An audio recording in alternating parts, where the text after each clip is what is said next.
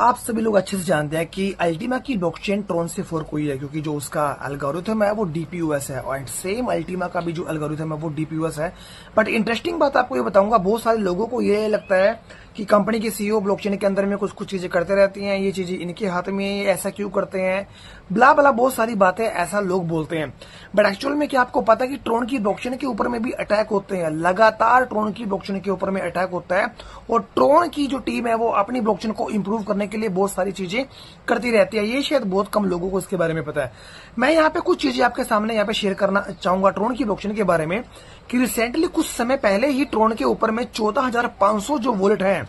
वो दोस्तों highly risky के ऊपर में 14,500 जो वॉलेट है, क्योंकि ब्लॉकचेन को इंप्रूव करने के लिए वहां पे क्या किया गया, ट्रोन की मैनेजमेंट ने, ट्रोन की टीम ने उस ब्लॉकचेन को इंप्रूव करने के लिए बेसिकली अपडेट अकाउंट परमिशन का एक फंक्शन ब्लॉकचेन के अंदर में ऐड किया। और इस फंक्शन का बेसिकली काम क्या होता है कि वो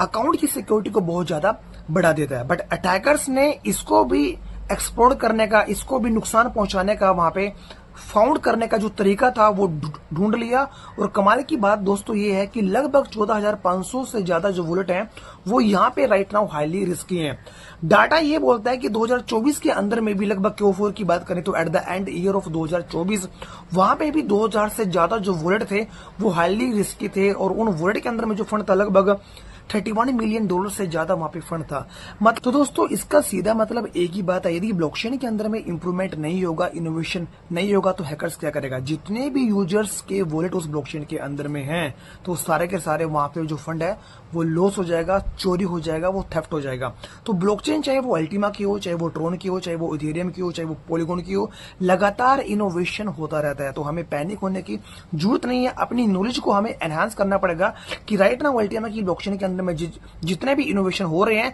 वो कहीं ना कहीं जितनी भी कम्युनिटी है सभी के लिए वहां पे वो फायदेमंद है।